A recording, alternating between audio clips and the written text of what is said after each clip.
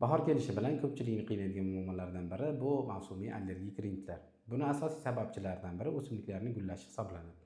Gullagan o'simliklarning changlari burun shilliq qavatiga kelib o'tirgandan keyin uni ta'sirlantiradi va aksirish, burundan suv oqishi, ko'zning yoshlanishi, burunni qishishi kabi belgilar yuzaga keladi. Bunda asosiy qilinadigan profilaktik tadbirlardan biri bu albatta o'sha allergen bilan uchrashmaslik uchun maska taqish kerak bo'ladi hamda o'sha o'simliklar bor joylarga yaqinlashmaslik.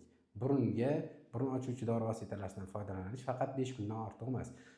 Tuzli eritmalar bilan burunni chayib turish hamda mahalliy gormonal preparatlardan foydalanish.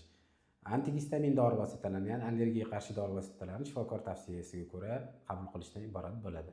Agar sizda bu holat doimiy takrorlanadigan bo'lsa, allergologga albatta uchrashishni unutmang. Siz yoki yaqinlaringizda shu muammo bo'lsa, albatta ushbu videoni ularga yuborib qo'yishni unutmang. Salomat bo'ling.